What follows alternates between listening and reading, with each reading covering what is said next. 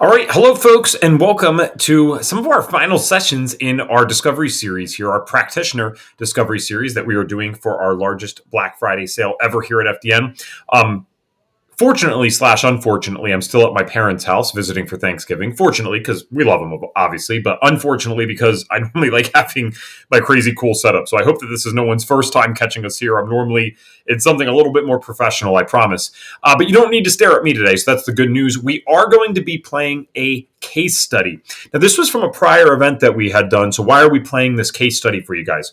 Well, because if you're going to make a decision about FDN, we know that you need to see what does an FDN do? And so today we're going to be sharing Becca Kyle's case study. She is a very seasoned FDN. She's been doing this for years, has a wildly successful practice, does this all with multiple kids, a husband, all the things, and is still able to have a great business for herself. So hopefully I see some familiar names in the chat. Hope you guys are all doing well. Quick reminders. $2,000 off the FDN course, which is our largest Black Friday sale ever. It's our largest sale ever in general, actually, since the course started in 2008. $2,000 off, up to $3,500 off if you're able to pay in full. This ends on December 1st at 11:59 Pacific time. If you hate time zones, that's the time in California. So 11:59 at night, California time. The sale will end December 1st. Thanks to those who are just tuning in. Again, sorry that I'm traveling right now, so my background and mic is not the fanciest, but it won't matter in a moment because I'm going to play this for you guys and we are going to get moving here. So I haven't seen hello anyone or from anyone. Usually you guys say hello, so I hope you're doing okay. If you have questions while we're chatting to Becca, that's all good. I would love to be able to answer for you guys. Otherwise, I am going to get this playing for you here, and I hope that you enjoy this case study.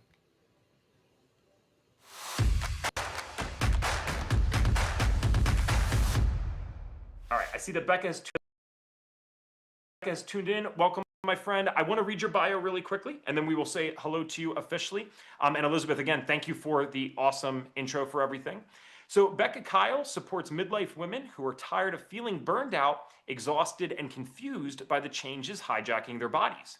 As a certified functional diagnostic nutrition practitioner and board-certified holistic health practitioner, Becca takes the overwhelm out of perimenopause by decoding symptoms with smart lab testing.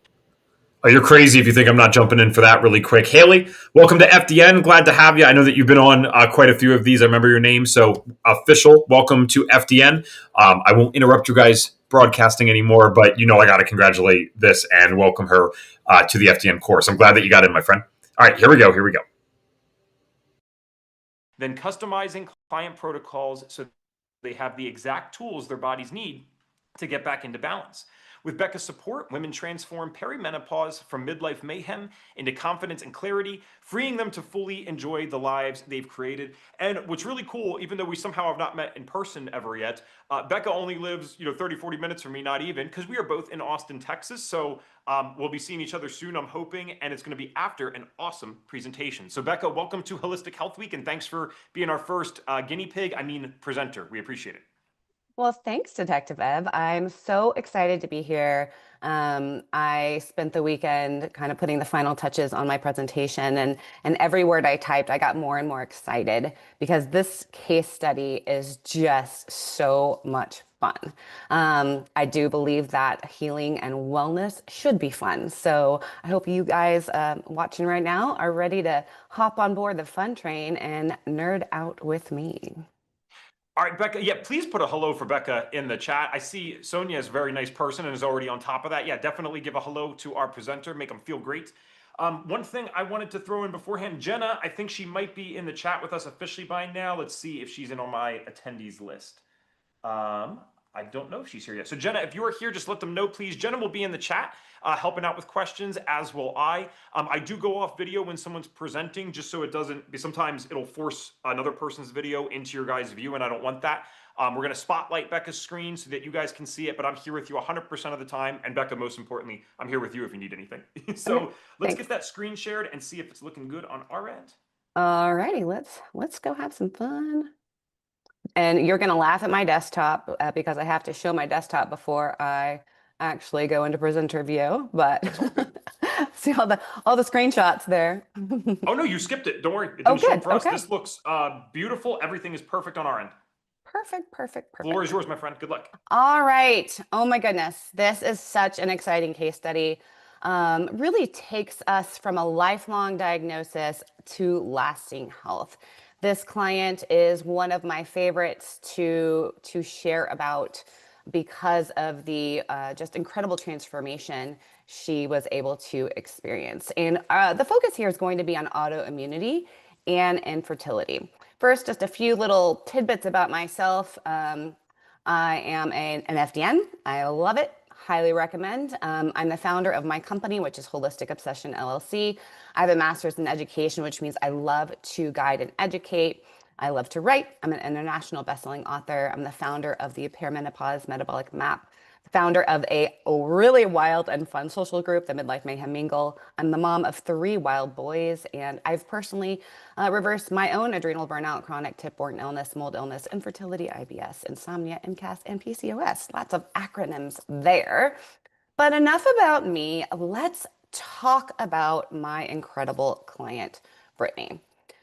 She, 37-year-old female, body was in total chaos, and she really was desperate when she came to me. She was experiencing full body painful rashes from sunlight. So you can imagine how that would limit someone's activities, someone's pleasure, someone's love of the outdoors. They were a big boating family. She lived in the Texas Hill Country and really enjoyed getting outside with her people. She also had crushing fatigue. And as a mom who was also a business owner, it really impacted her capacity to show up every day the way she wanted to. She had unbearable periods. I mean, unbearable. She had to wear Depends diapers. I mean, I'm just going to be straight up there. She had such severe cramps, they would hijack her entire week. And we women, we have these superpowers with our menstrual cycles, and that they are a litmus test for overall health. So if they're terrible, that's telling you something about the body. It's a clue.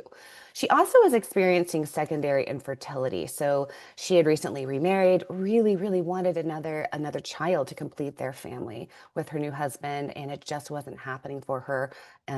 The easy way it happened to her before. She had a lot of gut issues, was concerned about exocrine pancreatic insufficiency, and she had just been given a lupus diagnosis. Um, she was given two choices by every specialist she saw, and she saw a lot of them, which was surgery or lifelong meds.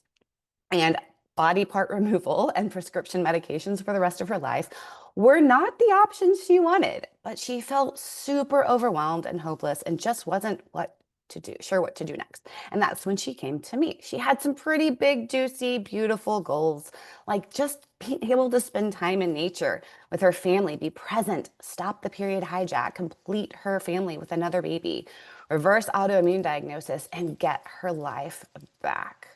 So we have a lot to talk about today. So you just got to learn about metabolic chaos, where everything's connected, and that labs help us connect the dots. And she came to me desperate for other options. I had to explain to her that none of her health issues were on an island by themselves, that everything was connected, and what she was really dealing with was that metabolic chaos. She needed to find her unique healing opportunities, not follow some guru on Instagram that's saying everybody needs to do XYZ. What was unique to her body? And then we could restore the body from the ground up because her symptoms and her diagnoses weren't the problem. They were the results of the problem. So, what were the hidden stressors behind how she felt every single day? Now, the labs could give us these clues as to what systems were in a dysfunction and allow us to create a strategic roadmap forward. We already knew the what. Now we needed the why. Now, the why doesn't mean it is a black and white answer for everything. The why is clues, connection, really looking at her entire being as a whole. So for this client, I focused on genetics to look at predispositions for detoxification issues and nutrient deficiencies, organic acids to look at pathogens, nutrients, methylations, toxins. For the GI map, I really wanted to peek into her gut microbiome and check out pathogens, good bacteria, digestion, gut immune system, toxin recycling. And I chose the HTMA to look at minerals, metabolism, stress response, tissue level metals, and cell membrane permeability. I really had a lot of suspicions as to what was going to show up on this lab work. So full transparency, I am straight up ADHD, but it's my superpower. Now, my home is not very organized, ask my husband or my children, but I can pay someone to help with that. But what I'm really good at, though, is analyzing these symptom clusters, looking at patterns. I see patterns. And when I see these patterns, I can think, you know what? These certain labs could really give us the most bang for our buck, get us the most robust data points to bring the body back into balance. So I highly suspected tissue level estrogen dominance triggered by high beta glucuronidase. And we'll talk about what that means later. But every single one of my women with horrific menstrual cycles were dealing with this as a factor. I suspected high toxic burden. I suspected nutrient deficiencies. I suspected poor methylation, digestive insufficiency, and some issues going on with her gut. Now, here's the deal. None of these issues are a disease to diagnose. They're imbalances. They're healing opportunities that put roadblocks in optimal function. Think if you're going on like your ideal road trip, right? And you're in the perfect car. For me, that would be like a souped up Jeep with the top off with like giant tires. Oh my gosh, right? But imagine that these barricades, and on the road, barricade, barricade, barricade. Are you going to get to where you want to go? No. And then traditional medicine, the focus is typically on diagnosing a disease, giving symptoms a name, and matching that name with prescription medication or surgery. What we do, though, over here in the FDN world is we look at the body through a different lens. So an imbalance is not a disease to label, it's a signal to listen to. It's your body's way of communicating that something deeper needs attention. So this could be low energy, brain fog, mood swings, stubborn weight, gut issues. These are not these random problems. They're feedback loops. It's communication, pointing us towards systems that have drifted out of balance, such as minerals that are depleted, hormones that are misfiring, detox pathways that are clogged, or a nervous system that's been in overdrive for too long. And when we identify those imbalances and support the body with what it actually needs, like nutrients, minerals, gut restoration, optimized digestion, really great detoxification, and nervous system regulation, the symptoms start to naturally fade away. Now, I don't diagnose or treat disease, and quite frankly, I have no interest in doing so because that is not what is helping my clients. I help my clients to restore balance, to remove the roadblocks or barriers to optimal function. We want to be in ease, not dis-ease. And when that balance returns, your body does what it's naturally designed to do: restore, repair, and thrive. So what did the labs tell us? Well, she had some very interesting genetics that impacted detoxification, could trigger autoimmunity, nutrient balance, cell health. She had nutrient deficiencies that led to poor methylation. She had food sensitivities that were a genetic base. She had pathogens. She had this great fungal pattern, digestive insufficiency. Yep, she had sky-high beta-glucuronidase. She had a tanked gut immune system. Her body was in stress mode and depletion mode simultaneously. She also had high levels of heavy metals. So we're going to start with her genetics. Now, not sure how many of you are actually familiar with genetics, but your genes don't change. Your genes are your genes are your genes. But you can change how they express in the body, sort of like switching a light switch on and off. Think of your genes as the blueprint, but your environment is the architect. Your blueprint can show what's possible, even probable, but it's your daily choices. It's what you eat, what you breathe, what you think, how you feel that decide how that design is built. And the good news is you have far more power than you've ever been told. I feel like many people in the traditional medical model are disempowered. Okay? You have so much power.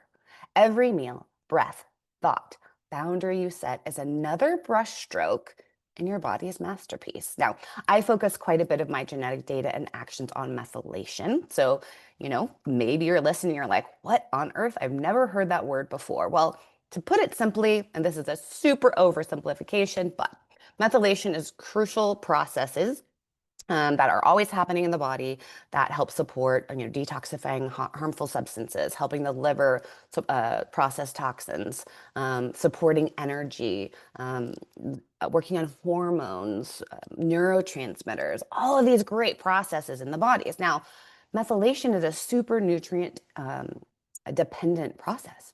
It needs things like choline, B vitamins like folate, B12, B6, B2. These nutrients are really essential to support that optimal methylation pathways and prevent those imbalances that can lead to health issues. Now, of course, these nutrients start with food choices, but the saying "you are what you eat" is a giant oversimplification. There's so many more variables involved in nutrient balance. Yes, you've got to eat it, but you've also got to convert those nutrients to a form the body can use. So this is where genetics comes to play in a role, and you're going to see this here. So you may have heard of the MTHFR gene. So this is a folate conversion gene. And my client Brittany here, her genes indicated compound heterozygous MTHFR, KC right here, which means she had one copy of 1298, she had one copy of 677. So when you're dealing with this genetic combination, it can limit the body's ability to convert that dietary folate, so think your leafy greens, into usable folate in the body. Okay, so she's got some conversion issues. Then you actually have to transport those nutrients into cells. There's also genes that impact transport. So you'll see here she's got this SLC folate gene here. That's a folate transport gene. So she's moderately also predisposed to not getting that folate into cells, okay? So she's really predisposed to a pretty significant folate deficiency. Now, we always want to check gene expression in real time, and that's where the other labs kind of talk to the genetics. Then lastly, these nutrients have to actually get into cells. So cell membrane permeability is the key. So let's check out this PMT SNP here. And she's a high risk of choline deficiency. Now, why does this matter? Well, this PEMT gene is responsible for synthesizing something called phosphatidylcholine in the liver. And if you have the genetic variants that she does in this PEMT gene, that can reduce the pathway's efficiency. So basically, think of it, think of choline as a nutrient that's essential for synthesizing phosphatidylcholine, which is a critical component of cell membranes. Now, on a low choline diet, or maybe your PMT gene is just not working right, your cell membranes start to suffer. So your cell membranes regulate the ins and outs of nutrients, water, oxygen, toxins, and waste, right? Now, when we have this loss of membrane building blocks, that also tends to include damage from toxins, stress, and inflammation. It can make our membranes thinner, more permeable, dysfunction, and sometimes described as leaky, kind of like you've heard of the phrase leaky gut. So this can slow the cellular processes like detoxification, energy production, and repair, and permit unwanted leakage of minerals, enzymes, and signaling molecules out. And so what can happen with this issue is you start getting fatigue, brain fog, poor immune function, and inflammation. So Brittany here had some genes that impacted her nutrient sufficiency. And this choline issue, okay, can be a huge reason for cellular issues. And you think of like foundational building blocks, right? Cells matter. And we want those nutrients to get into cells. We want hormones to get into cells, right? She also had a genetic variant over here that showed a gluten-free diet is beneficial for autoimmunity. So what are the most common triggers for autoimmunity that I see across the board? I have a lot of clients which come to me with Hashimoto's and lupus, right? And these triggers don't come out of nowhere. A lot of them come out of the gut. So things like toxins, pathogens, short chain fatty acid imbalances, and yes, gluten. So if you're living with an autoimmune condition, eating gluten is like throwing gasoline on a fire that's already burning out of control. It keeps your immune system on high alert, fighting you instead of protecting you. And here's the kicker. It's not just people with celiac. Non-celiac gluten sensitivity is actually far more common and just as destructive. So For many women, this could be a turning point. It's the moment they realize the gut isn't just part of the problem. It's where healing really begins. Now, I did pop up this little snip here on her glutathione, which is really an important component of detoxification. Glutathione is the body's master antioxidant. It's a marker I always try to check in real time. Now, thankfully, her glutathione levels were fine on the organic acids lab, but I just wanted to highlight that. Now, looking at her GI map, I think gut is so fun, okay? Because some clients can come to me presenting with this varying levels of gut symptoms like bloating, IBS, constipation, reflux, but some say, I don't have any gut symptoms. I have brain fog, I have anxiety, I have insomnia, I have irritability. They can present primarily neurologically because of the gut-brain axis. And then some people, like me, present both ways, gut and neurologically. It's very exciting. And this is why assessing gut function is critical on everyone, even if they don't have bloating, even if they don't have constipation or IBS, right? So gut infections and overgrowth can be a source of stress on the body. And this hidden stressor can cascade into hormone, autoimmune, thyroid, adrenal, mental, emotional health issues, just to name a few. Now, knowing what's going on in your microbiome is critical to achieving your health goals. So we always want to kind of, look at the things as just like a foundational blueprint here. We want to remove the offending organisms. We want to replace digestive enzymes and what's not your body's not making in the short term. We want to make sure your good guys are in balance, right? We want to repair the gut lining, and we have to always rebalance the body, which means addressing whole body health and lifestyle factors. That's sleep, food, movement, stress management. Now, many of these bacteria that showed up on her lab here would be considered opportunistic, which means they cause disease and illness. They can also create toxins in the body. So when we think of toxins, most people think, oh, heavy metals or environmental toxins, right? Like glyphosate or BPA, right? But sometimes our body becomes the own source of toxic burden because these pathogens can literally create toxins in the gut. So some of these bacteria can create things called lipopolysaccharides, which are extremely toxic substances that can drive chronic inflammation. They can disrupt your stress response. They can lead to cognitive decline. They can clog up the liver and initiate obesity and insulin resistance, right? So we don't want these to just hang out and cause trouble. Now, she did show some present H. pylori here. I like to call H. pylori, Evan, I like to call H. pylori the mob boss of the gut. I always thought you would like get a kick out of that. Now, I call this H. pylori the mob boss of the gut because it can be a variable in low stomach acid. Now, stomach acid is crucial for gut function because it helps break down proteins. It activates digestive enzymes. It kills harmful bacteria and pathogens. Should be your first line of defense in your stomach. It can trigger further digestive responses, signaling a lot of enzyme release, bile release that's really necessary for nutrient absorption. Helps you absorb key nutrients like your B vitamins, iron, calcium, and magnesium, right? So stomach acid is really, really, really important. And if it's low, then nutrient absorption can be impaired, leading to undigested food, nutrient deficiencies, as well as that increased risks of overgrowths in the gut. So also looking here at her candida. Now, stool's just simply not the best lab for fungi and yeast, in my opinion. I think urine's a better option. So when it shows up on a stool test, we know it's a big issue. There's also a really fascinating link between candida, which is a yeast, and heavy metals. So candida can actually bind and sequester heavy metals as a protective mechanism, okay, in the body, which means heavy metals often accumulate in the presence of candida overgrowth. Then heavy metals weaken the immune system, creating an environment where candida can thrive and overgrow, while candida overgrowth further perpetuates inflammation and toxicity. So then we have this kind of cycle, kind of like that ripple effect that we saw on that initial presentation, with a rock and the water ripples.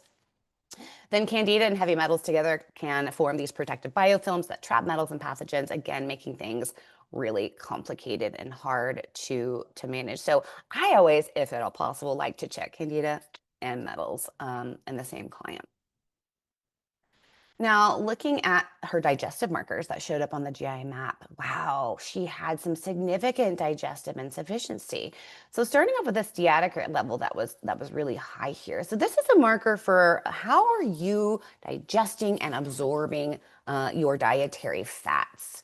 And high levels of fat in the stool can be an indication of maldigestion, malabsorption. Maybe you're not chewing enough.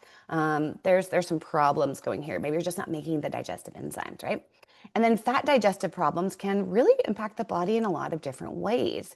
It can, one, cause a lot of symptoms like diarrhea, bloating. Man, you eat something fatty and you haul to the potty, right? I'm sure that some of you watching have probably experienced that, like, oh, I had that bacon or that cheeseburger or that pizza, and now if I don't get to the bathroom right now, we're gonna have a significant problem, right? But poor fat digestion also reduces the absorption of fat-soluble vitamins like A, D, E, and K, which can lead to deficiencies that impact vision, bone health, immunity, antioxidant capacity. And this undigested fat can also cause irritation and inflammation. Chronic fat malabsorption can cause weight loss, malnutrition, fatigue, and fat digestion. Guess what? It's really important. It's crucial to support hormone production because cholesterol is the precursor for all your hormones. Now, not all of your cholesterol comes from the diet. A lot of it comes from the liver, right? But when we think about, okay, estrogen, testosterone, cortisol, these are made from cholesterol. And we want to be absorbing our fats. So we have the basic building blocks to make our hormones. Now, she also at the same time had this really depleted elastase 1. Well, elastase 1 is a digestive enzyme secreted by the pancreas, which one can give us an indication of pancreatic function, but it also really helps break down proteins. Interestingly enough, it can influence and be influenced by blood sugar dysregulation, which, side note, blood sugar dysregulation is one of the biggest stressors on the body that can throw off hormone imbalance. Now, looking at her levels, she's at 148. Okay. If it's between 200 and 500, that equals decreased pancreatic output. Okay. Anything below 350 is low stomach acid, clue, right? So she's dealing with that issue. And anything under 200 can equal pancreatic insufficiency. So when I see someone here under 200, I always say, hey, go get some pancreatic function tested by your traditional gastro or doctor. It's always good to follow up. I refer out to stuff all the time. Hey, this is what I see. Let's go get that double checked by traditional medicine to make sure something really serious medically is not happening, right? Now, poor protein digestion can mean that amino acids aren't adequately absorbed, which can be essential for building and repairing tissues, supporting immune function, hormone synthesis, and balancing blood sugar.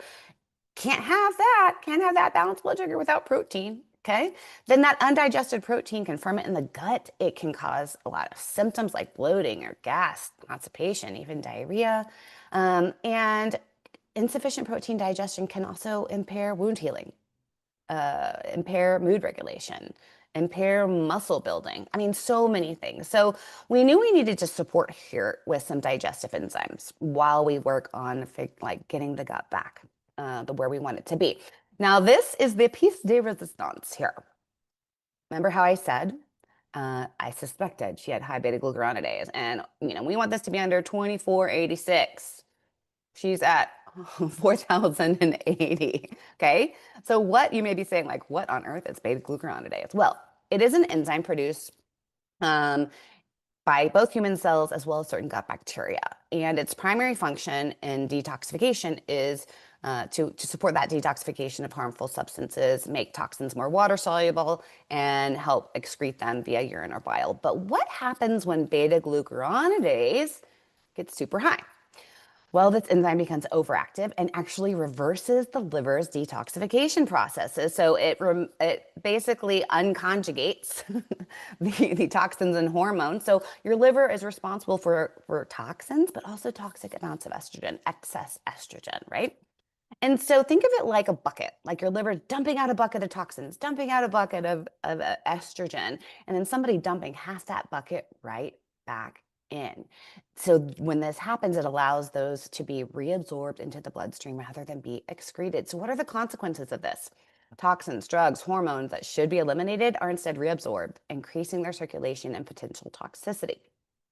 So this estrogen that was inactivated and ready to go out of the body can be reactivated and lead to those hormone imbalances. Okay, so that estrogen dominance, which can then cause a horrific menstrual cycle, heavy flow, severe cramping, right? All the things she was experiencing.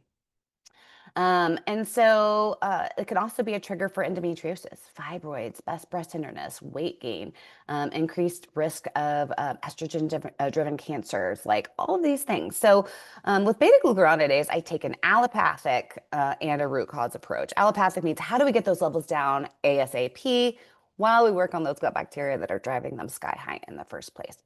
And then last but not least, looking here at the secretory IgA, this is your gut immune system, and hers was pretty tanked. I'd like to see it at 1,000. Like if I just put a perfect number out there, that's what I would say. Now, secretory IgA is part of your gut barrier. So we have the physical barrier of the cells held together by tight junctions. Think of grout and tile. That's a physical barrier. Well, we also have this chemical barrier, which is your gut immune system. So if you've ever heard that saying, 75 to 80% of your immune system is in the gut, that's what we're talking about here. And levels of this chemical barrier can be severely impacted by chronic stress. Okay.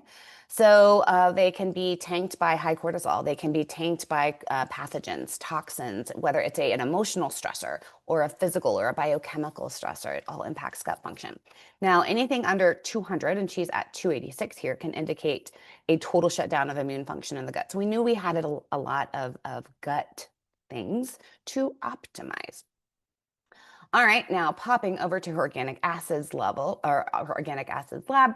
Now this first section here, her yeast and fungal markers, showed a kind of this mid-level, as my teenage child likes to say, level of this aspergillus here. But really it was kind of like womp womp, okay?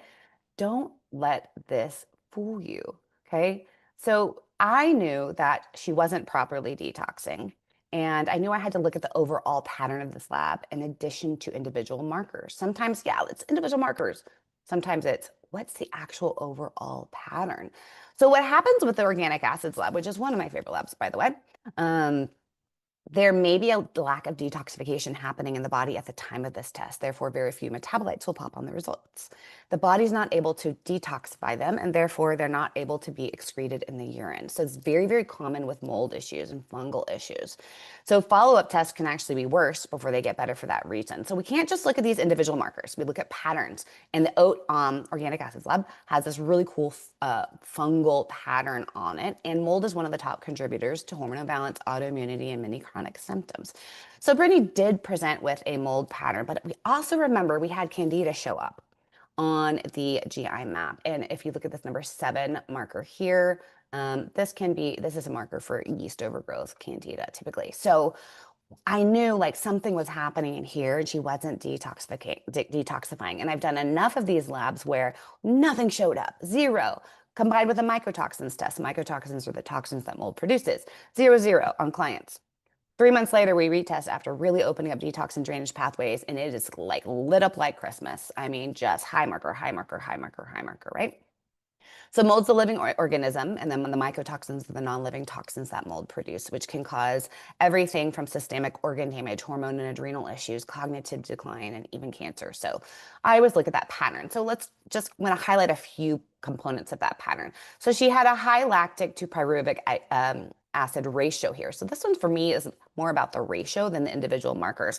So this tends to show a poor a B1 deficiency as well as a poor oxygenation, typically from candida and mold. So think about how you would feel if you had poor oxygenation in your body. And so it's part of that mold pattern. I'm not going to go into it into detail because we just don't have time, but it's really cool. Then this next section is also part of that mold pattern. Here again, none of these markers are extremely high, right? They're kind of like mid to high levels here, I mean not, but nothing's like over the reference range, so to speak. But again, I'm looking at the pattern. Okay, she's got some elevations here again. And so this ketone and fatty acid section on this oat can indicate mold issues when these markers are kind of as a like pattern. There's some high levels there because mold and candida can eat your carbohydrates first for fuel. So when we have these elevated markers here, and the client's literally not at all whatsoever trying to go into ketosis, not on a ketogenic diet, then we know that this is an adaptive response to hidden or chronic carb depletion caused by that fungal overgrowth. And then looking at this, this is again, this uracil to thymine ratio. This is about folate metabolism here. And it's about, I look at the ratio here. So folate is needed to convert uracil to thymine. And if folate's low or there's impaired folate metabolism, remember that MTHFR and that transport gene, right? Well, then uracil builds up and it can't be converted to thymine. So, we see this elevation that uracil is higher than the thymine. Okay. Now, popping over to the HTMA, if you're not familiar with the HTMA lab looks at mineral deposits in your hair and provides about a 3-month average that gives us a snapshot what's happening in the body. Now, this is different from blood levels of minerals because blood levels are like, think about blood minerals are in transport or they're in transit, right? They're going somewhere. Hair tells you what's actually getting into and staying in the cells.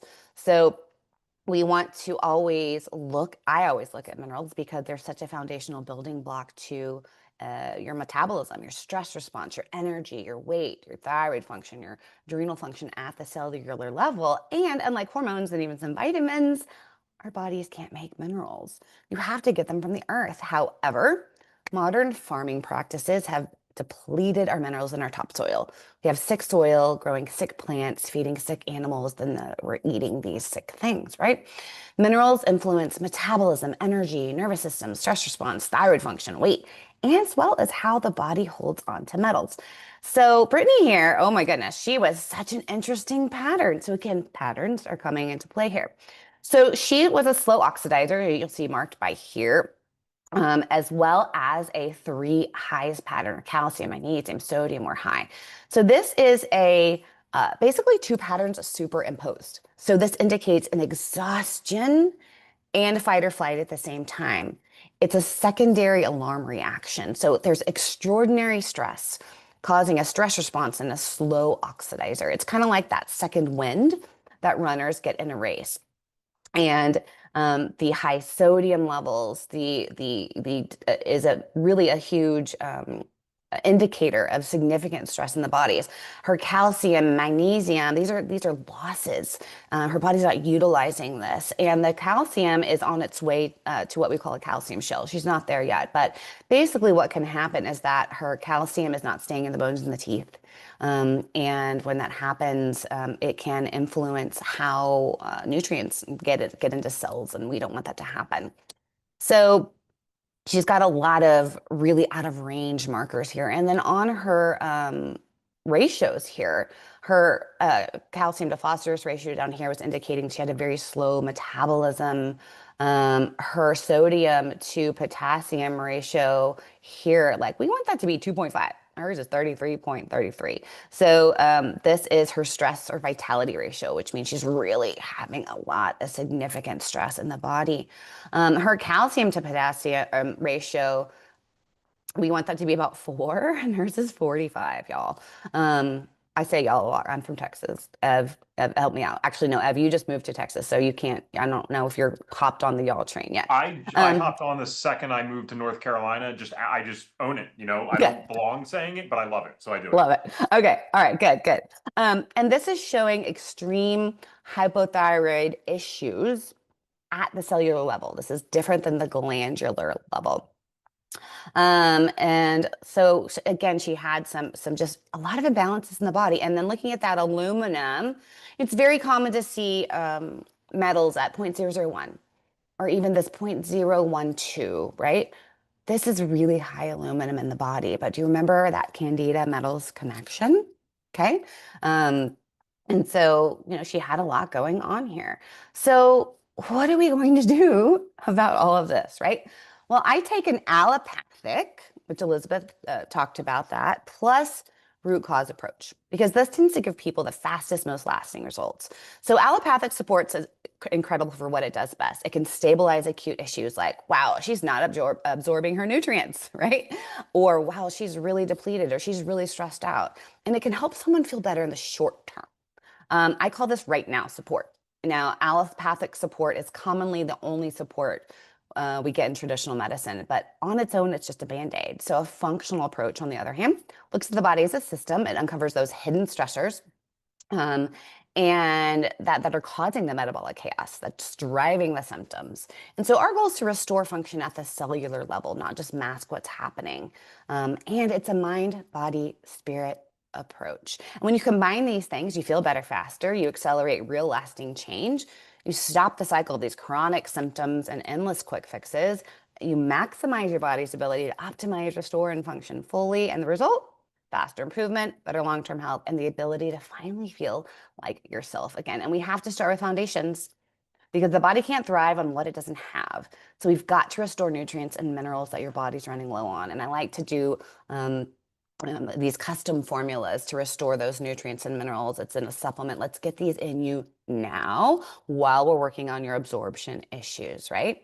We have to support that digestion. So that's some digestive enzymes that support fat absorption and protein absorption, right? We have to calm and support the nervous system to handle the stress and reset the balance. We have to fuel every cell with anti-inflammatory, nutrient-dense nutrition, ensure those nutrients are getting into cells. You got to eat it. Okay, you got to convert it. It's got to be transported. It's got to get into cells. And these are foods that really support detoxification, foods that reduce inflammation, foods that nourish our hormones. What you eat is important. And then, of course, we have to open up and support our detox and drainage pathways so your body can safely eliminate what's holding you back. Okay. And our transformation happens. It's not a let's just throw 500 things at you at one time approach, because I certainly wouldn't do that. It's a phased in strategic approach. It's an order of operations that takes the guesswork out of wellness and ensures the body gets exactly what it needs when it needs it the most. So Brittany was wildly depleted, so she needed these nutrients to restore what was missing, to calm the body down, to give her body the foundational building blocks to function. Um, and so I love doing these custom nutrient formulas, combining minerals and vitamins based on lab work. So it's like, think of it like your own custom multivitamin. So I work with a lab out of Canada to create these for people based on their lab work. Super, super cool. Talking about nerding out, it's pretty fun. Then we also have to work on the nervous system. Okay. I put stress into three buckets: emotional, physical, biochemical, just like Elizabeth was saying. And we got to work on the lifestyle variables like sunrise light, grounding, rest and play, addressing all of these things, because if your body is in stress mode, it is not going to be in heal mode.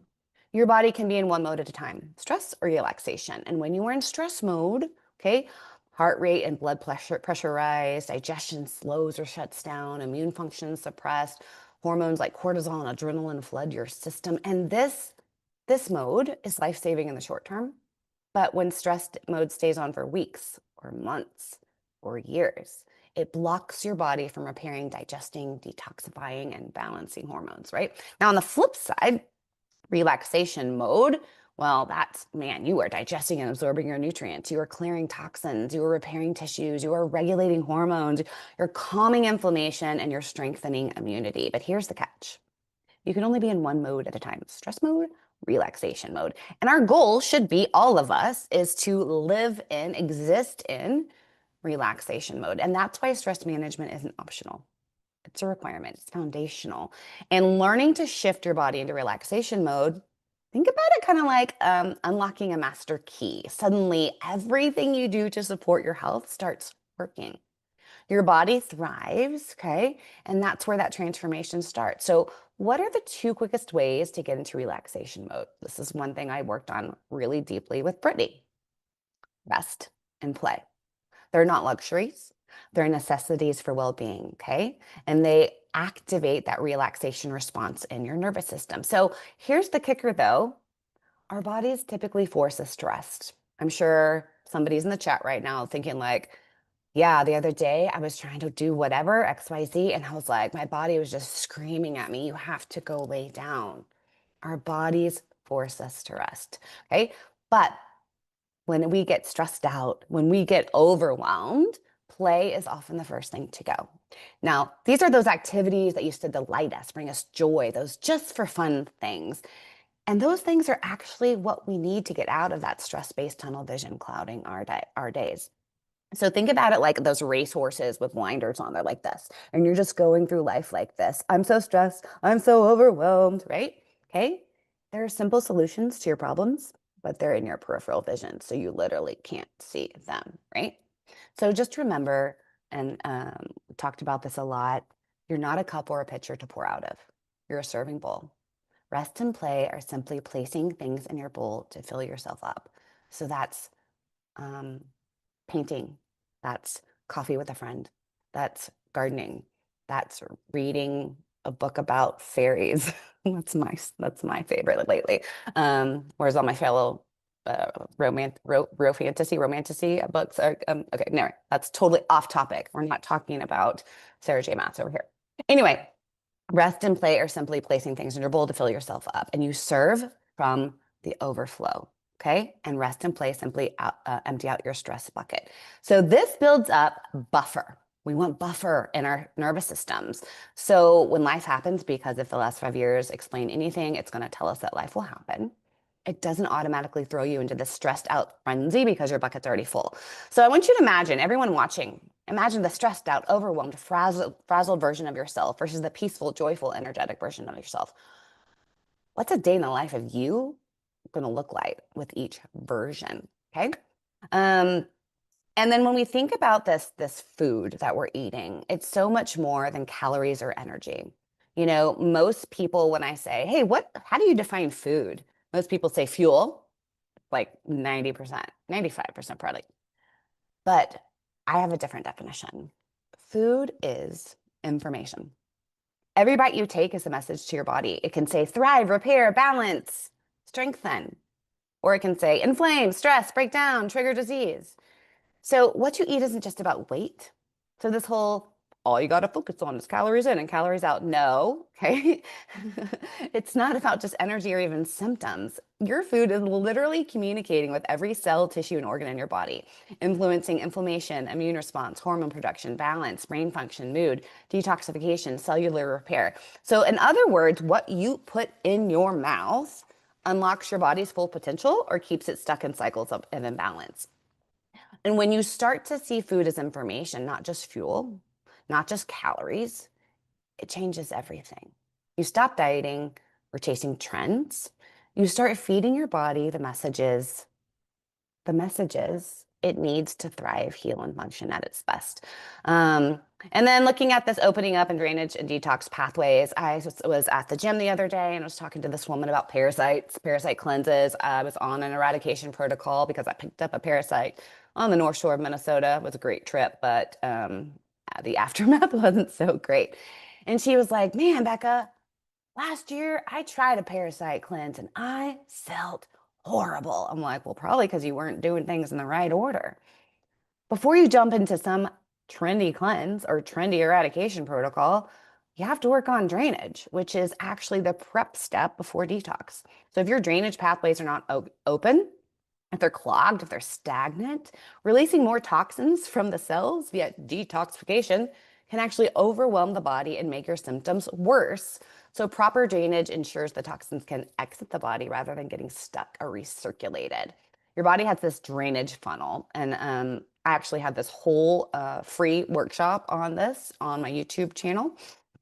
And so and the workshop is also on my website. So you can find that later if you're wanting to like really dive into this topic. But we have to really focus on the colon. Okay, are you pooping every day? The liver and bile ducts, are you supporting bile flow? The lymphatic system, is your lymph flow stagnant or flowing? And also the brain drainage. Did you know your brain has this cool kind of lymphatic system of its own? It's called the glymphatics. So the brain, it's the part of the brain that's responsible for removing toxins, metabolic waste, and other harmful substances. And it works similarly to the lymphatic system, except that it operates specifically in your central nervous system. We have to support the kidneys. Gosh, you got to drink water, y'all. We got to support skin and sweating and cells. Okay. So what Brittany and I went into immediately was supporting these issues. So we did castor oil packs, lymphatic support, sweating, really focusing on getting restorative sleep. If you're not sleeping, you're not healing, by the way. And some supplements like phosphatidylcholine, Okay. We did some drainage activator and TUDCA from Cellcore to really make sure that everything's flowing the way it needs to. And then we went right to work on specifically lowering that high beta glucuronidase with calcium D-glucarate. So she stopped recycling toxins and toxic estrogen. And what happened? Well, her digestion issues improved. And guess what? Her first menstrual cycle, her first one, a few weeks in, she called me in tears. It was normal. Okay. And this was years ago, not years, like years here, like 2 years ago. I just got goosebumps saying that. Okay. So this is how like a big of a deal this was. And her energy returned. So we started phase two, which was more in-depth detox, targeted detox support, like binders to prep for toxin mobilization, working on the pathogen eradication with a broad spectrum herbal antimicrobials, like working on the bacteria, H. pylori, candida, mold, all of these pathogens, right? And we didn't do them all at once because that's not going to work for anybody. It's a foundational phase by phase by phase approach. And it didn't happen overnight, but she didn't get to where she was overnight. She didn't expect to fix all these problems in 1 week or 1 month. Okay. Think of it like your body, like I teach my clients, it's a long-term project. This is a marathon, not a sprint. So what happened?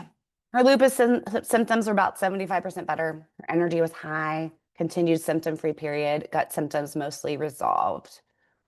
But then we stalled out a little bit. Her rash a lot better, but not 100% gone. Her gut issues were better, but not 100%. And I had my suspicions about the missing puzzle piece because I'd actually seen this person in person. I work 100% virtually, but this was someone more local to me. And I had to ask an awkward question. And this is about how I felt asking that question. I said, Brittany, do you have breast implants? And have you ever considered breast implant illness? And her response was, I do. And I've actually been wondering about this. And the missing pencil piece was found. So this breast implant illness means your body might be reacting to the implants like there's something it needs to fight off, and it can cause inflammation and all these immune system changes. Um, there are these really great studies that show women with breast implants have statistically higher likelihood of developing autoimmune issues. It can really come with its own subset of symptoms. And so while we had made a ton of progress, this was what we needed to get to that last few percentage points.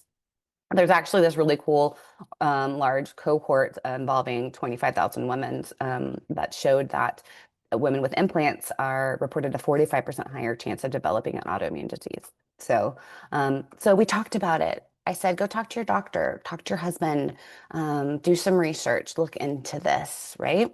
And she did, and she made a personal decision. I connected her to the best explant doctor in the area and guided her through that process. Just, it can look like this. I also connected her with another woman in the community that I knew of who recently went through this process for deep understanding and compassion. We did another big round of intensive detox support. And the thing is, alongside the physical symptoms and health concerns, there can be a deep, quiet grief over the way the body will change. And when women get explants, they may feel a really sense of loss. Their bodies are different now. They don't look the way they did. And you can be self-conscious or be unfamiliar in their own skin. And this grief isn't vanity. It's a natural emotional response to a body that no longer looks the way it did. And it's part of the healing process to acknowledge this loss with compassion and allow space to reclaim that sense of wholeness and confidence. Okay. So over time, again, this wasn't a quick process. Momentum picked back up. She started to reclaim those last percentage points towards 100% function. She had to stay consistent, keep showing up, prioritize taking aligned action, even when progress felt slow, because true healing isn't a phase. It's a process of rebuilding trust with your body, layer by layer. And every week she moved towards her goals. She kept promises to herself. She showed up every day, claiming her identity as a healthy person. And that's the power of continued support. It creates lasting change, not temporary relief. It's the bridge between progress and full restoration. At the end of May, I saw her in person at a local event. She had this mischievous gleam in her eye, and I knew she was up to something. She kind of took me off to the side. She's like, she said, guess what? And I said, what? And I'm going to tear up right now. I'm going to do it. Look at me. I'm a big old crybaby. But what she said caused us both to tear up. Becca, I'm pregnant. She didn't need to remove her uterus to solve her period problems. She didn't need lifelong meds to manage her autoimmune condition. She didn't need to sequester herself out of the sun's rays for the rest of her life. She didn't need to just live with her IBS symptoms. And she didn't have to grieve the baby she was told she would never have. She simply needed someone who was willing to look deeper, someone who wasn't interested in just managing symptoms, someone who wouldn't give up on her. And when we understand your body's unique healing opportunities, we can take strategic, targeted action that fast tracks your progress. And that's what this type of work does. Okay. It helps us see all the moving parts and how they connect because nothing in your body works in isolation. You guys, nutrients and minerals impact everything. Digestion impacts everything. Pathogens and toxins impact everything.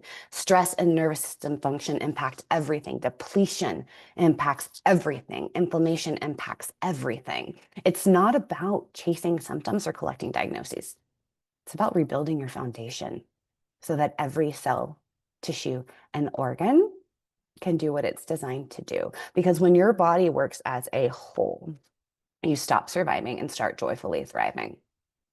And then one day I got to meet that sweet baby and I walked in and I said, oh my goodness. And Brittany looked at me and she goes, looked at that baby and she goes, you made this.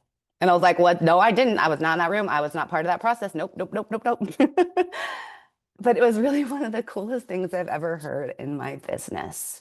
And seeing her with a complete family was one of the most satisfying things I've ever gotten to experience.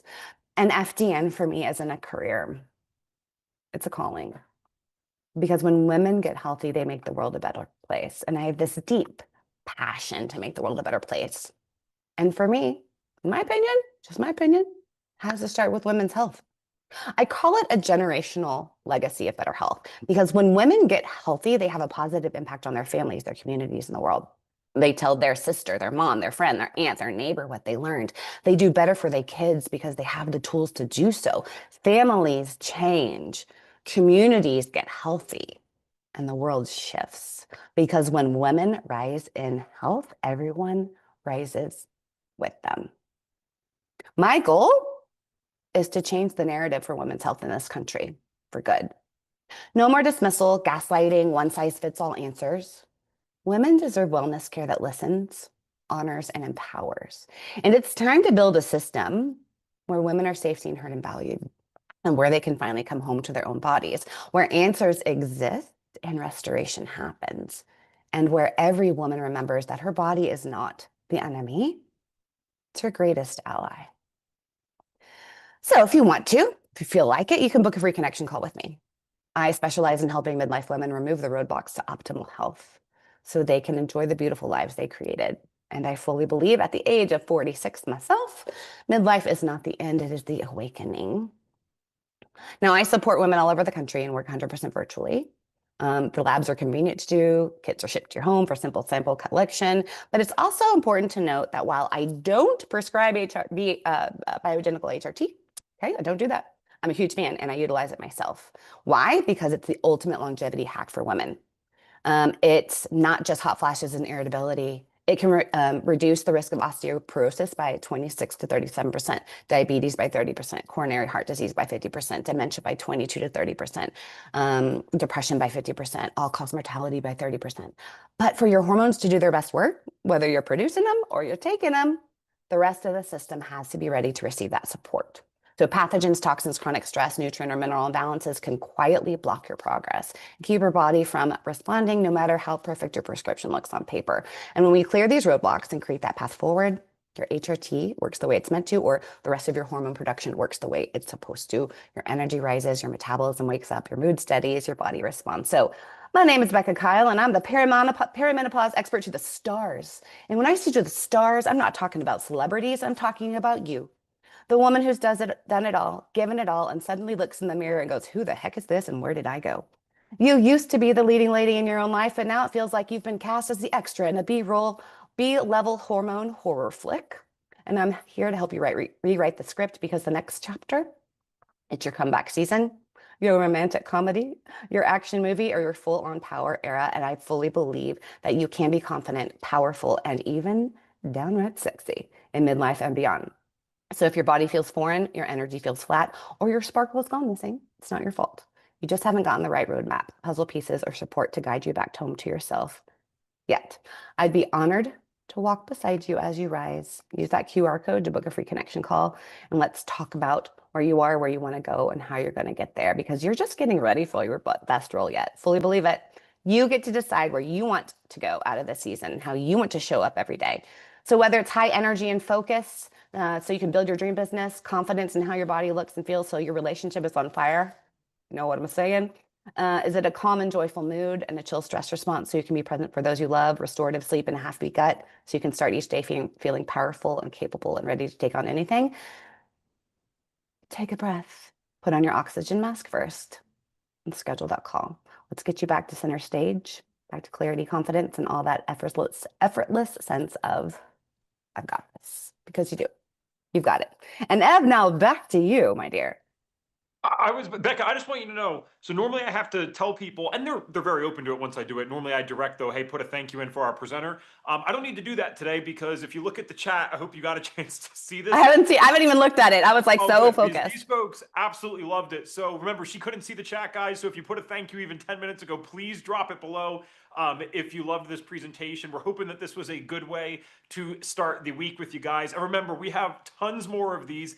This was just the first presentation. So what we will be able to do, you guys rock. Look at all these coming in. You guys rock. What we'll be able to do now is to go through some of the Q&A. And I apologize that I did not say this earlier. I know some of you tuned in much later. This is going to be true for the rest of the week. As you can see in the chat right now, what happens as we go along through these webinars and workshops is the chat blows up. So what that means is if you asked a question 35 minutes ago, I have to go through 100, 200, 300 things, assuming that no more people chat, just to find it. So we have a feature for you guys. You might not have ever used this on Zoom before, so that's totally fine. It's a Q&A only section. So if you look right below your video, that's normally where it is if you're watching this on your phone or laptop, there's a box, it kind of looks like an annotation box, that has a question mark symbol in it. So on any of these sessions, even if we're 5 minutes in, if you have a question, drop it in the Q&A, and that allows me to see it very easily at the end. So now on my TV screen up here, I have all of these pulled up even as early as 10:34 a.m. I don't want to take too much more time explaining that. I want to make sure we can get through some questions for Rebecca here. And we will have to cut this right about 2 to 3 minutes before the hour. So the next session, I will say this a few times, the next session is the same link, but we have to end this to start the new one. So I know that seems confusing. It's going to be the same link that you used to join this morning for the next one, but we have to end this one before we start that. So I'll give you guys a heads up before I do that, obviously, but just letting you know how to make sure that you're on for the next one in time. All right, let's get this buffed out, my friend. Okay. Oh, someone had asked right from the get-go. I don't think we got to talk about this today, and I'm sorry, I'm on Slack as well. Did you say what genomics test this was? So unfortunately, it is a test that is no longer available. This was 2 years Oh, ago, and it was a small kind of company, and they ended up shutting down to rising costs. But I've now switched over to the Phagron Pro 7, which is also a really, really great test. So that's personally after doing a lot of research and being like, I'm so bummed I love this test. I've made the switch to the Phagron Pro 7. that's through GX Sciences, right? Yes, I believe so. Okay, yep. I was about to say I have an account with them as Yeah. well. So let's cover a really big question here. And I did pull this one from the chat. I'm not Yeah. picking favorites, but I think this is important for everyone. And again, sorry, I have this new TV set up, so that's why I'm glancing It's over all to the good. chat. So as FDN practitioners, do we only use certain labs, or do you use any of the companies you choose to work with, like Vibrant, USB, Nutrigenomics, or is it dependent on the practitioner? So, and Beck, I'm not taking this question away from you. I want you to throw something in here as Absolutely. well. But I said this in the beginning. Some of you guys probably tuned in a little later, so this is going to be the quote I say the most throughout the week. It's the Picasso quote. You got to learn the rules like a master so you can break them like an artist. So we are going to have experienced FDNs on all throughout this week, okay? and they are all using different labs. Now, this is not to confuse you guys in any way or make you be like, well, wait, I thought they were teaching this. Why are they going to this? Again, these are all experienced FDNs. So what they have typically found is if you are working with a certain niche and you kind of have, a similar profile of person that you're working with over time, one, you might find that a certain little edit in the lab protocol works a little better for that clientele, so that's valid. Two, this world of functional testing is so large. So what we give you at FDN is a foundation that sets the stage to say, hey, you can go out tomorrow. The second that you graduate, you can go out tomorrow and then you are able to help people. If you want to advance that training over time, not only do we support that, we offer that ourselves. So you can always go higher, but you do not need that to help people. So Becca, if I can reword this question Mhm. for you, and I Yep. want you to be honest about this. Mhm. When you just went through FDN, so you hadn't Mhm. learned any advanced testing yet outside of Mhm. it, you just learned the foundationals, did you feel equipped that you can go have a real business and help people with just the information from the course? Oh, absolutely. I mean, I just went, busted out the gates running because I couldn't wait. I already had people lined up to work with me because I'd been talking about it and talking about it and talking about it. And the foundations were um, everything I needed at the beginning. And to me, like you get really confident and comfortable with those. You see how well they work. You change people's lives or you help them change their own lives, right? And then exactly what you said, as I started, and when I came out, I was like, I'm not sure what my niche is. I was just like, who wants some help? Let's go have some fun. Right. And so, but as I started to niche down, I was like, okay, I need a little more deep dive in this or a little few more data points from this. And I am just a giant nerd. I love to learn. So I was like, oh, yeah, I got to take that FDN advanced hormones and stress class. I want to deep dive into HTMA. I really need more help on genetics. So I started to learn additional labs over time. But even if I'm not using the exact same lab we started with foundationally, in fact, some of them are not even an option anymore because they shut down. The concepts are the same. So the lab may have a different name on it, but the concepts are very, very similar. And Evan's exactly right. Like don't graduate FDN and then think you have 10 more labs to learn. No, I learned them over time slowly. You Yep. you get out and you do what you've been trained to do. You do a good job, and you keep learning. We don't stay stagnant. And as you learn, as you develop your niche, as your niche changes, mine's changed over time. I'm like, oh, maybe less of this and more of this, right? And so the cool thing is that there's so much to learn, but don't feel like you need it right away. Absolutely not. Yeah, and as an FDN practitioner myself of 9 years, I have this great quote. It's by myself.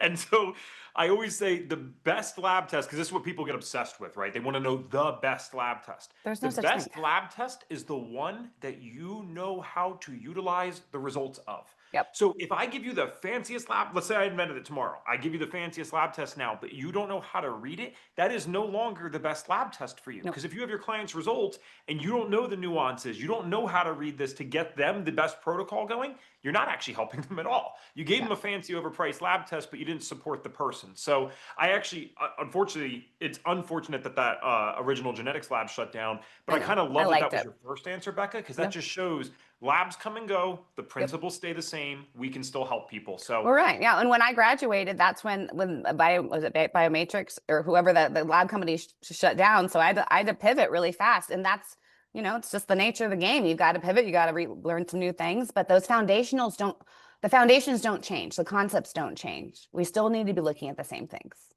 mhm.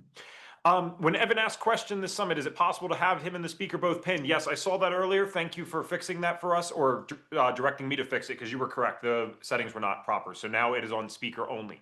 All right, let's get to some nerdy questions. I've never had to pronounce this fully out loud, so forgive me here. When it's the section on the GI map with the methane, right? The Oh, yeah. methanobacteriases. Yes, when that thing is high, just how much of a tell or correlation is there to testing them for SIBO, would you say, if they do a gas test? So if they were to do a proper SIBO test, what would you say Mhm. the correlation is there in your experience? I mean, I definitely would say more correlation versus causation. I mean, it's a clue. It's a clue, but the thing is with SIBO, it's not the problem, it's the result of the problem. So SIBO, it's like, okay, well, you also have mold, do you also have parasites, do you also have this, do you also have that? So, there are clues, or maybe if you see like a ton of like good bacterial overgrowth on the GI-MAC, I mean, it's clues to maybe dive into some further testing, things like SIBO. But I wouldn't say that I mean, nothing we do is diagnostic. I don't like that Mhm. word, but like, I mean, like, as far as like, we're not you can't use that marker on the GI map to diagnose SIBO, right? Like, it's not going to happen, but it can be a clue, along with one clue, along with a lot of other clues to, paint the picture and create the complete puzzle. So, if I see that marker super high, I don't necessarily jump to SIBO. I say, okay, what's the symptom presentation? What other things do we have going on? Because again, SIBO's just this its own source kind of metabolic chaos that's created from all these other things around it. So mold, parasites, stress, lack of low stomach acid. So a lot of times when you fix all those other things, again, the body wants to come back into balance. So it's a clue. That's the way I look at it. Awesome, thank you. All right, and just because I don't think we actually got to fully say this, I can even put them in the chat for you. You can just verbally do them, so you don't have to worry about it. Can we get a full list of the lab tests that you did use for this client? Yeah, I did the JMAP. I did the Mosaic organic acids. I did the Analytical Research Labs HTMA, and then I did the DNARX genetics, which is no longer available. I'll just put DNA test because But yeah, I again, you also guys can do, use I other also, things. utilize a lot of other labs. I utilize Dutch, I utilize, so many others. For this specific client, that's what we went with, right? So it's like, it depends on the client. I don't necessarily run the exact same 6 labs on every single person, or the exact same levels. I think, okay, what do we need for this client? And that's kind of my own methodology. Oh, I got Lori. I don't want to put you on the spot here if you are available. The Stewart asked, "Is there a specific date on the subject of diabetes, including what tests and stuff?" So, Lori, again, sorry to throw you out, but aren't you discussing that in your next case study, or am I incorrect? Um, she was more insulin resistant and perhaps pre-diabetic. So I would just say she was pre-diabetic based on her 5.9 A1C. She had low HDL and high triglycerides. And so basically running my six core labs and supporting her nutritionally, Mhm. making sure she's absorbing her nutrients and getting what she needs in her diet and lifestyle. She did correct a lot of her markers and got her brain health back in menopause. So she did lose 26 pounds, which reset her metabolism and really gave her the health that she was looking for.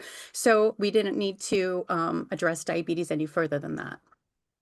Awesome. Sorry to just throw you in the mix really Oh, quick, good. Lori, but Stuart, stick around for that, and that's a good little advertisement for our next session. So you guys will be getting to see Lori soon. Becca, we'll come back to you here. A few people had asked, what did you say you used again for the beta glucuronidase? Calcium D-glucarate. So calcium D-glucarate can lower those beta glucuronidase levels sooner rather than later. That's how she got her normal period back really quickly. But that's, again, it's more of a band-aid. It's a quick fix. And so, well, why was her beta glucuronidase high in the first place? Well, it was the high levels of pathogens. But I don't think people have to wait 3 months, 4 months, 5 months to feel better, right? Like, that period was hijacking her life, and I was like, let's nip that in the bud now while we're addressing why it's high in the first place. Awesome. All right, we're buffing these out. Brooke, how do you know your client? Good question. How do you know your client is ready to move from that phase 1, which you called that healing and detoxing, to Mhm. more phase 2, which is killing of the bacteria and these other things? A little more aggressive. So my kind of, and it's a little bit different for each client. It depends on where they're coming from, how depleted they are, what else they've got going on.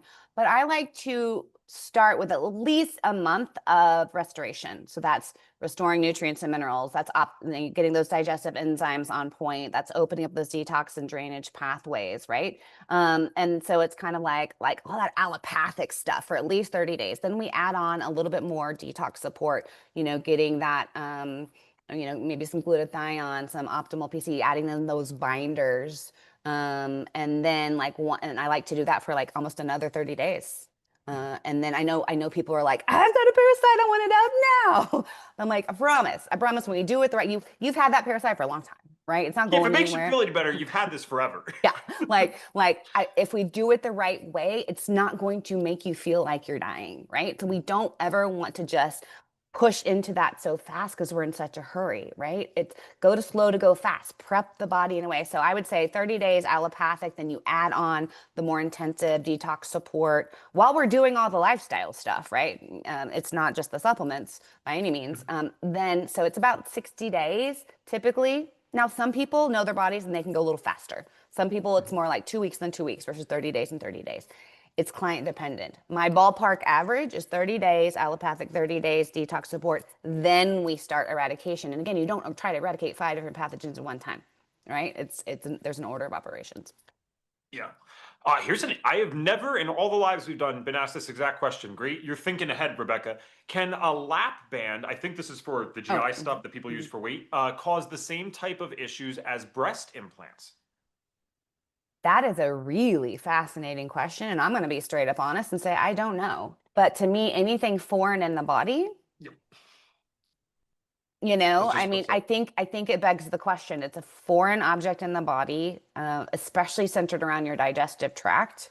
Where, I mean, for me, I had 3 emergency C-sections. The last one followed by immediate hysterectomy, so I didn't die and bleed out. So I have a ton of scar tissue. Okay. And so I believe that my scar tissue from all of those surgeries impact my own digestion, right? So anything that's like surgerizing down there, cutting, forming scar tissue, anything like that, I think can impact the body. And so much of your immune system is in the gut. So I would say it could absolutely be a variable. Haven't read any studies. I'm just basing that on my own, hypotheses here. But I would say dive more into that. I would not have changed anything about. I would have said the exact same thing because I've never been asked that, so I've Yeah. never heard of it. But that, guys, you have to remember when we're putting foreign stuff into the body, it does want to reject it. This is one of the major issues with throwing hundreds of thousands of different chemicals into Yeah. our environment, at least in America and many other Western civilizations. It's like great that we're so modern, but the downside is it's a science experiment. Most of us are walking science experiments for what this does. And a little fun tip. So when they're doing organ transplants, that even can get rejected from the body because it's looked at as a foreign thing, right? You're getting Yep. someone else's organ. And then another fun holistic fact is that the medications that they use to suppress your immune system so that they don't reject it, the organs, actually come from mold. So you know how mold Mycophenolate, illness, is it which we'll talk about at some point this week, can affect you. mycophenolate They acid, I literally think. use that in medicine Yep. so that you can accept the new organ. And I've Fun. seen that marker high on people's mycotoxins tests that don't have organ transplants. So it's really interesting. There you go. Stuart, are these webinars specifically for females? No, they are not, my friend, although I do admit I am the oddball out. We tend to attract We a lot love of you, females.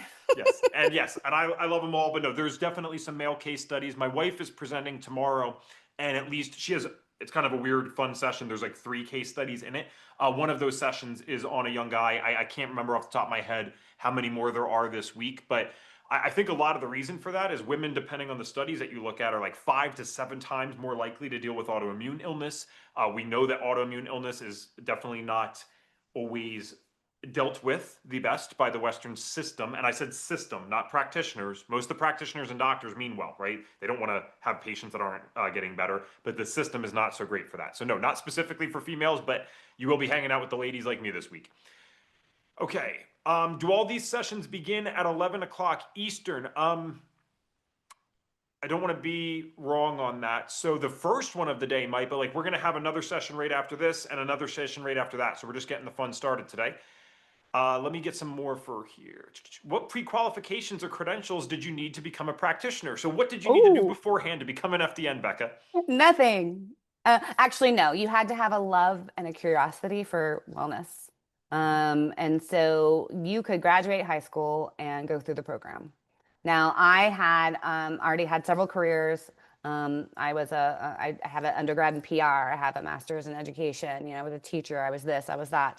And so I'd already had some life under my belt. But I'd also had my personal health story, which a lot of us FDNs have had our personal health issues, which have driven us to be curious, have driven us to do the research, have been like a magnet drawing us to the FDN program, right? But you don't have to already be a nurse. You don't already have to be a dietitian. You don't already have to be a nutritionist. You don't already have to be a chiropractor. You can just have a love for this.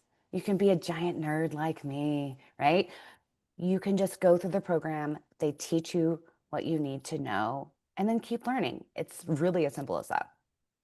Yeah, and Becca, I think it's very obvious even when you're talking. I mean, you're a very sharp person, but guys, we have people of all educational, intellectual backgrounds at FDN.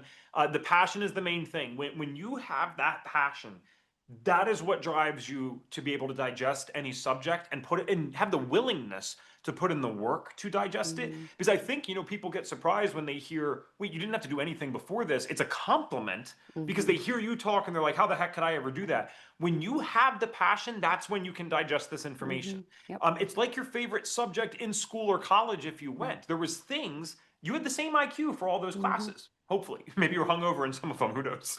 But hopefully not the high school ones, definitely not those.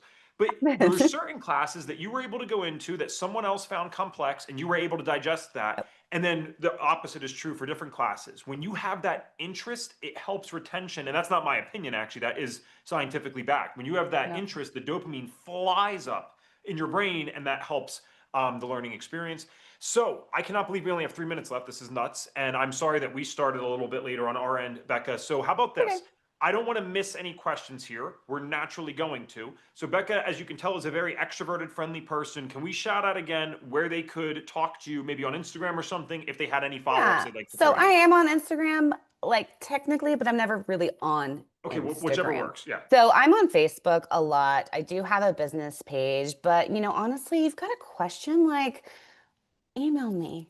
Like totally fine. Becca, Becca at holisticobsession.com. You can go to holisticobsession.com, my website. My email's up there. There's a button. There's buttons everywhere. If you missed the QR code, go to holisticobsession.com, HOLISTIC, holisticobsession.com, and there's buttons that say book a free connection call.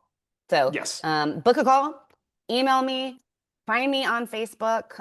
Like again, I am on Instagram, but I need to like have more presence there. But I've got 3 kids and I've got a 9th grader, 7th grader, and a 2nd grader. So I'm a little busy around here with all the sports and all the things. But yeah, find me anywhere. I'm happy to answer your questions. I love connecting. I think it's a lot of fun.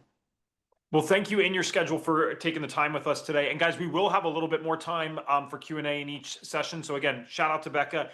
If we could, before we hop off here, Nitty, if you have the link offhand, I know that they should have it. If we could just put it in the chat, I'd really appreciate that. And I'll give us a second here. So remember, guys, this is how we have 2 more sessions today. So the fun's really just getting started.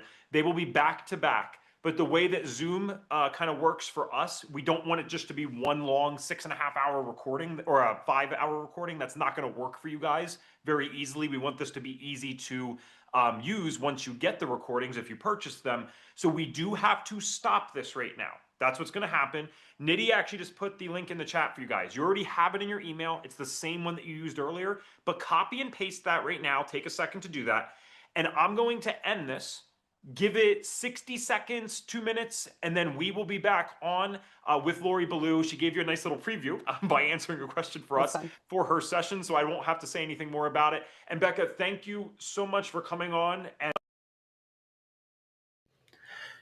All right, folks. Well, thank you guys so much. If you didn't realize or you tuned in a little bit late, this was actually pre-recorded, but we wanted you guys to be able to see this from a previous event because Black Friday is almost over. Well, I guess Black Friday just started, but our Black Friday sale's almost over. It does end of the day, December 1st, California time, 11:59 p.m. Pacific. I know some of you guys hate time zones. That's why I always say the California time makes it a little bit easier for everyone. And it's $2,000 off the FDN course up to $3,500 for paying in full.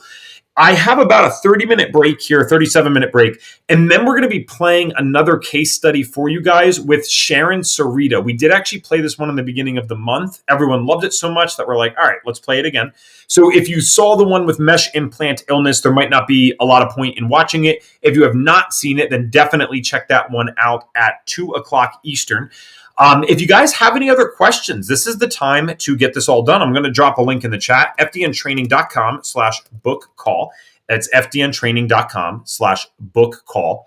We will have some sessions this weekend for Q&A, but I cannot recommend enough booking the call to talk to our team because there's only going to be so many other opportunities to ask questions directly for deciding on the course or not. However, on December 1st, as you guys have seen in my ticker that is at the bottom of the screen the whole time, December 1st, 1 o'clock Eastern, which is Monday, we have our closing keynote. Even if you never want to be an FDN, I highly recommend being on it. We're giving away a couple of Amazon gift cards that can help with the holidays and stuff just for showing up. And we are giving away an advanced course as well. I have a whole way to do this. You got to be on live, though, because what we're going to do is have people submit their names into this prize wheel. I'm going to share my screen. It's going to be really easy to do. And of course, it's free. I'm going to share my screen and we're going to do the prize wheel live. And that's how we are going to announce the winners of it. So make sure you're on for that. Holly said that was just as good as the first time. Awesome, Holly. I'm glad that you enjoyed it. Holly, are you signed up for FDN yet? Let me know if you have officially joined or if we're getting this all figured out still. We're looking forward to seeing you on the other side.